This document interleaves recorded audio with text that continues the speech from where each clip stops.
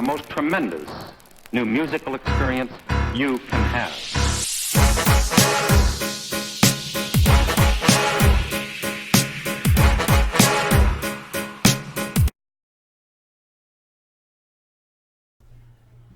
What's up, y'all? It's Logan, and I'm here bringing you this review to this newest album by Griselda, the artist off of Griselda Records, called WWCD. Now, for those of you who don't know who Griselda is or who the artists off of Griselda Records are, they are a record label that is signed to Shady Records also. So they're a subsidiary of that, but there are 3 artists consisting in Griselda that I actually did a little topic on one of my podcasts for. Those artists being Westside Gunn, Benny the Butcher, and Conway the Machine. All 3 of them have put in a lot of work over the past few years recently, putting in a lot of good content, album-wise, mixtape-wise, all of that.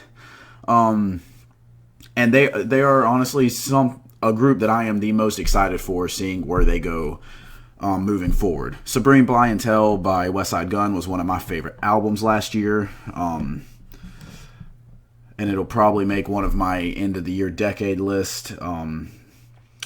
Let's see, Benny the Butcher, he's put in a lot of good work with Tana Talk 3. Also recently this year he released The Plugs I Met. And Conway the Machine, while he is my least favorite of the 3, he has still put in a lot of good work, and his music is still really enjoyable, fitting into that same genre of rap that they do, being the more drug-influenced, hardcore kind of Wu-Tang-ish vibes, sound, a little bit of boom bap in there, stuff like that. So overall, like I said, I really enjoy their music, and I was extremely excited going into this one, not knowing 100% what to expect, other than I knew we were going to get some more of those Wu-Tang vibes, gritty, grimy stuff, and a bunch of ad-libs, just as Westside Gunn always does with the boom, boom, boom, boom, boom, boom. You know what I'm talking about there.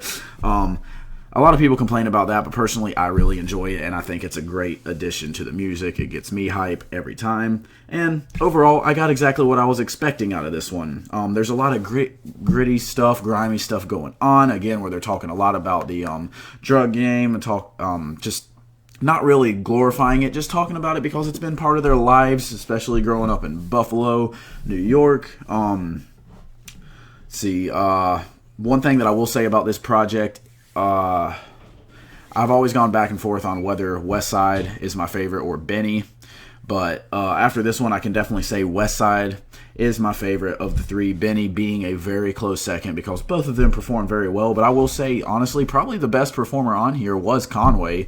Despite the fact that he's still my 3rd favorite, he went from being a distant 3rd to a close 3rd. Like, he really performed well on here. All of them performed great. There's a lot of good flows being used on here. They're not going outside of their wheelhouse. They're all staying in there, doing exactly what you expect from them, but still, nonetheless, they have great flows. Really good beat selection, although not as good as you might hear on their solo records. It's still good beat selection, especially for the topics they're talking about and all that. Good writing, of course. They have a bunch of lines where you're just like, oh, dang, can't believe they said that, Just good stuff, not really anything corny. And then, of course, they have amazing chemistry, as you would expect, and as you've seen from their previous work together. Let's see, all of it's very entertaining to listen to, although you still have that little bit of a disconnect where if you don't understand the drug game, which obviously I don't, you're like, dang, I can't believe they've actually gone through all that. It's entertaining to hear, but at the same time, you're like, wow, that's deep, that's dark, all of that. And yeah, like I said, I just really enjoy this one. There are some negatives. One being that it is a collab album between 3 artists. There's not going to be quite as much storytelling. I mean, yes, they could pull that off, but compared to what Benny would normally do on his solo projects, Westside, he doesn't do as much storytelling. But compared to Benny, being that he does a lot of storytelling on some of his solo projects, this one kind of lacks that, so that could be a drawback. I personally wish there was more, so like I said, that is kind of a drawback, but at the same time, it's not like you're really missing out on any entertainment because of that either.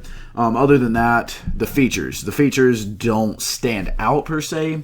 The 2 main ones that I want to point out is 50 Cent.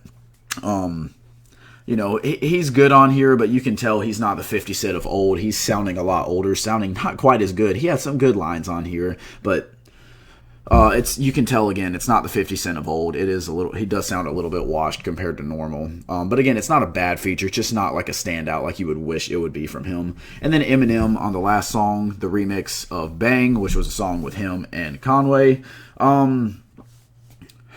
I mean, Eminem's doing Eminem as you would expect in 2019.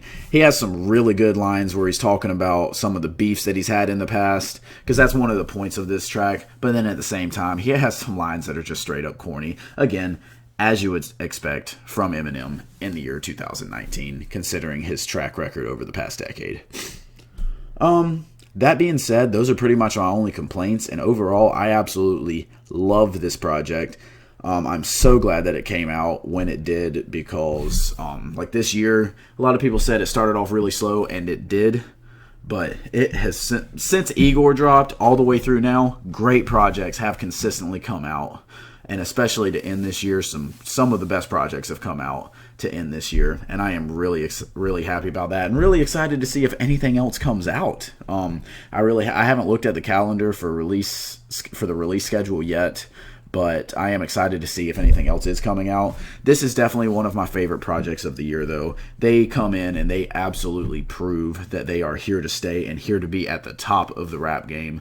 I hope that they continue to just solidify their position and climb the ranks, continue with their solo stuff. Hopefully this isn't the only collab project that they have in mind. Hopefully they come out with another one, maybe a few years down the road. I don't want to rush it. I want it to come out just like this one did. If not, of course, hopefully even better.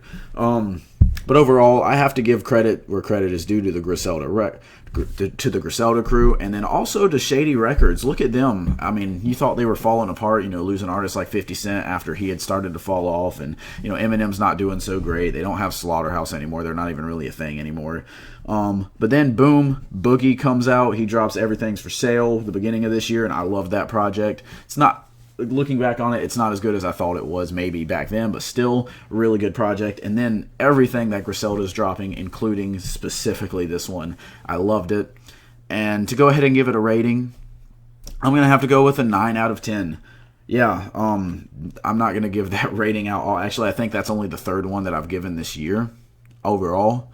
The first being Igor, of course, and the second being Eve by Rhapsody.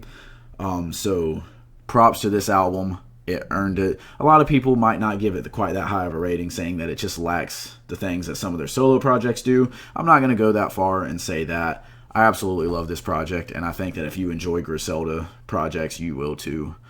Give it a listen. Hit me up in the comment section what you thought about it. Hit the like button if you enjoyed this video, and share. Make sure to subscribe. I appreciate y'all watching, and I will hit y'all up next time.